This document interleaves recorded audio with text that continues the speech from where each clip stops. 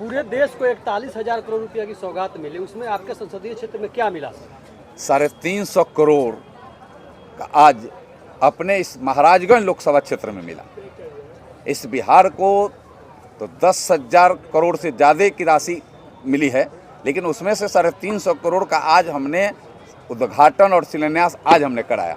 आगे के जो ऑन पाइपलाइन है वो तो अभी आगे है, पीछे जो गया वह अभी पीछे है, लेकिन वर्तमान में आज और सबसे बड़ा सौभाग्य यह है कि आज एक दिन में एक लोकसभा क्षेत्र में 6 स्थानों पर देश के यशस्वी प्रधानमंत्री जुड़े और प्रधानमंत्री जी के साथ इस राज्य के महामहिम राज्यपाल जी जुड़े, इस राज्य के मुख्यमंत्री जुड़े, इस राज्य के हमारे दो उप मुख्यमंत्री सम्राट चौधरी जी, विजय सिन्हा जी जुड़े, या और हजारों हजार की संख्या में। मगर 3 जगह मैं गया हूं, अगर तीनों को एक जगह करूं तो हमको लगता है कई एक हजार की संख्या को मैं उसको कह सकता हूं कि एक अद्वितीय कार्यक्रम आज का जो हुआ यह हम कभी भूल नहीं सकते। आज के दिन को हम स्वर्ण अक्षरों में इस महाराजगंज लोकसभा क्षेत्र के लिए लिखेंगे। विकास की जो गाड़ी है, जो रफ्तार पकड़ी है, उसको भी हम उससे आईने से देखने का काम करेंगे। यह हमारे लिए इससे बड़ा सौभाग्य का कोई बात नहीं हो सकता जो हमें प्राप्त आज हुआ है। माने एक विभाग से पिछले दिनों ने किसी ने या तो प्रयास नहीं किया ना फिर उनको मिला नहीं, लेकिन हमने जो प्रयास किया वो धरती पर उतार दिया। सांसद महोदय, आपने अयोध्या के लिए यहाँ से ट्रेन की घोषणा की, क्या कहेंगे? नहीं, ट्रेन तो घोषणा नहीं की, ट्रेन एक एजेंडे में पहले से सिस्टम में है।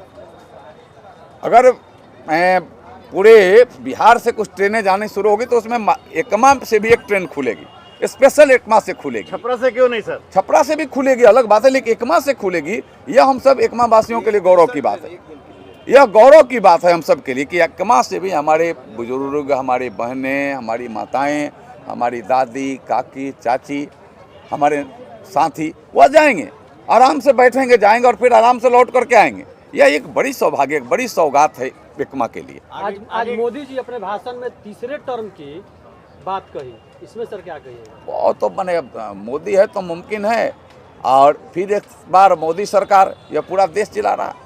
मैंने कहा कुछ बातें 14 से अभी तक की मैंने व्यक्तिगत यात्रा मैंने कही, और आज जिस तरीक़ा से आप अपने स्वयं भी आप देखते होंगे जिस तरीक़ा से राममय वातावरण हुआ है, जिस तरीक़ा से मोदी पर विश्वास लोगों का अटूट हुआ है, जिस तरीक़ा से इस देश की जनता, इस क्षेत्र की जनता जिस तरीक़ा से अपने संसद पर, अपने देश के प्रधानमंत्री पर जो विश्वास और विकास को जोड़ करके देखने का काम कर रही है, और निश्चित रूप से हमें लगता है कि उन जनता को मैं सैल्यूट करता हूं, नमन करता हूं, वंदन करता हूं कि आपके मन और भाव में जो पवित्र भाव है, जो देश के विकास के लिए जो भाव है, जो देश के उत्थान के लिए जो भाव है, अपनी समस्याओं के निदान के लिए जो भाव है, वह आपको विश्वास के रूप में परिवर्तित हुआ है। और मोदी जी का यही संकल्प है, हम सबके साथ, सबके विकास, सबके विश्वास और सबके प्रयास से हम आगे बढ़ेंगे और देश को आगे बढ़ाने का काम करेंगे। 3 ट्रेनों का ठहराव इतना स्टेशन पर होगा?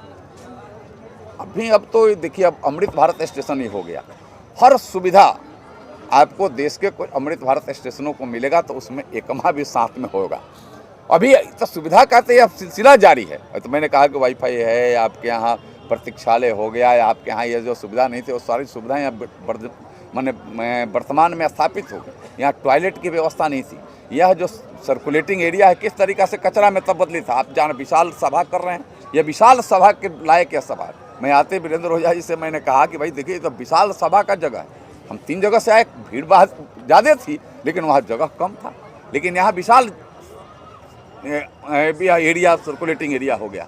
इसको और सजाना और बढ़ाना, हमें अलग अलग से 2 नंबर पर अलग से टिकटिंग और अलग से वहाँ ठहराव, यह सारी व्यवस्था, शुद्ध पानी की व्यवस्था, ये तमाम चीज़ें आज हो रही, तो उसका तो लाभ यह मिलना ही मिलना है। इंटरसिटी सवारी गाड़ी और पटना के लिए मेमू ट्रेन बहुत पुरानी मांग है। यह देखिए, बहुत सारी पुरानी मांगे मैंने कहा पहले ही कि तो आज़ादी के बाद से हम अमृत काल से गुजर रहे हैं, तो 75 साल तक तो यह मांग तो था ही, लेकिन कुछ नहीं हो रहा था।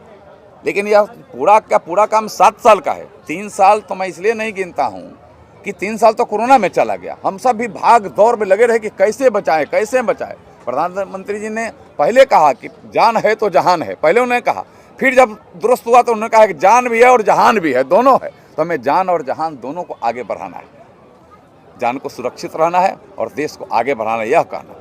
पहले उनको था कि पहले अपने आप देश बचाओ लोगों को, उसके बाद हम फिर देखेंगे आगे। आज बढ़ रहा, आत्मनिर्भर भारत बन रहा है। आत्मविश्वास के साथ हमें आत्मनिर्भरता की तरफ बढ़ रहे हैं, हम स्वावलंबी भारत की तरफ आगे बढ़ रहे हैं। हम विकास का एक अलग गाथा लिख रहे हैं भारत में, और वह गाथा में एकमा और महाराजगंज भी उस गाथा में सम्मिलित है। इसको हम पूरे अपने विश्वास के साथ कह भी रहे हैं और जनता भी उसको परख रही है और उसका लाभ भी ले रही है। धन्यवाद।